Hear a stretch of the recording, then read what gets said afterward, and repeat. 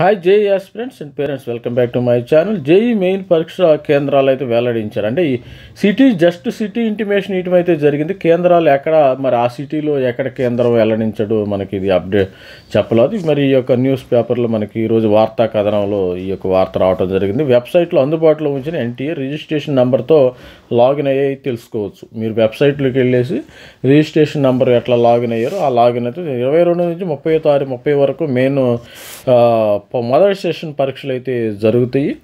మరి అదేవిధంగా చూసినట్టయితే just city intimation, date of examination ఇవ్వటం అయితే జరిగింది. అది గుర్తుపెట్టుకోండి.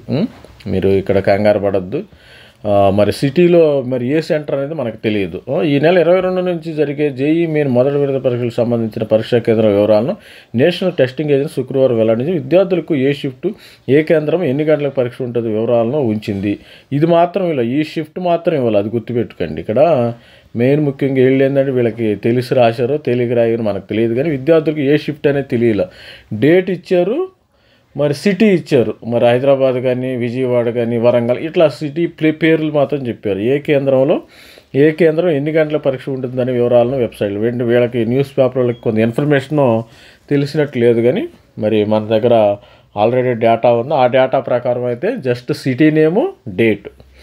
ఈ జేఈకి ఈ తరహా ముందస్తు సమాచారం ఇవ్వడం ఇదే మొదటిసారి. ఎందుకు మొదటిసారి? లాస్ట్ ఇయర్ కూడా ఇచ్చారు. వీళ్ళకి మరి తెలియదేమో మరి పాపం. ముందస్తు సమాచారం ఎప్పుడూ సిటీ ముందే చెప్తారు. నోటిఫికేషన్ సమయంలో జేఈ పరీక్ష తేదీలు మాత్రమే ప్రకటించింది, ఎగ్జామినేషన్ మాత్రమే ప్రకటించింది. తాజాగా పరీక్షా కేంద్రం వివరాలను తెలియజేయడం విద్యార్థులు ముందుగానే అవసరమైన ఏర్పాట్లు. దీనివల్ల ఏంటంటే ఏదన్నా సిటీలో మరి విజయవాడ అనుకో, నేను హైదరాబాద్ నుంచి విజయవాడ వెళ్ళాలనుకో, విజయవాడలో హ్యాపీగా రిజర్వేషన్ చేసుకుంటాను, లేకపోతే కారులో వెళ్తాను ఫ్యామిలీతో. మన స్టూడెంట్స్ని తీసుకువెళ్ళడం జరుగుతుంది. పరీక్షా కేంద్రం సమాచారం తెలుసుకునేందుకు జేఈ మెయిన్ 2020 లాగిన్ అయి కావాలని శుక్రవారం ఒక ప్రకటనలో సూచించింది. మరి అదేవిధంగా జేఈ మెయిన్ తొలి విడతకు సంబంధించిన పేపర్ 1 పరీక్షలు 22 నుంచి 29 వరకు జరుగుతాయి. బీటెక్లో ప్రవేశాలకు ఈ 30వ తేదీ వరకు పేపర్ 2A బీఆర్కు, 2B ప్లానింగ్, బీఆర్కు బీ ప్లానింగ్ పరీక్షలు ఉంటాయి. గత 2 ఏళ్ల మాదిరిగానే ఈసారి ప్రశ్నపత్రం 2 సెక్షన్లు ఉంటాయి. సెక్షన్ బిలో ఈసారి 5 ప్రశ్నలు ఉంటాయి.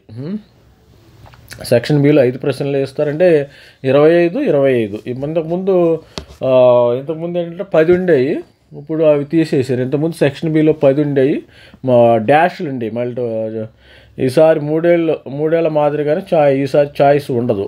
2 సెక్షన్లో కూడా మైనస్ మార్కులు ఉంటాయి. సరైన సమాధానానికి 4 మార్కులు, తప్పుడు సమాధానానికి మరి 1 మార్క్ ఉంటుంది.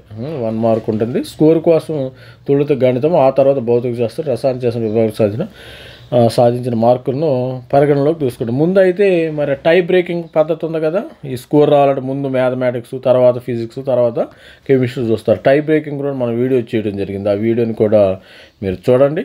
ఎవరైతే ఆంధ్రప్రదేశ్ స్టూడెంట్స్ కానీ, తెలంగాణ స్టూడెంట్స్ కానీ మన ఛానల్ లైక్ చేయండి, షేర్ చేయండి, సబ్స్క్రైబ్ చేయండి. ఇలాంటి JoSAA counselling, JEE Main updates కూడా రావడం జరుగుతుంది. All the best. Thank you. Bye.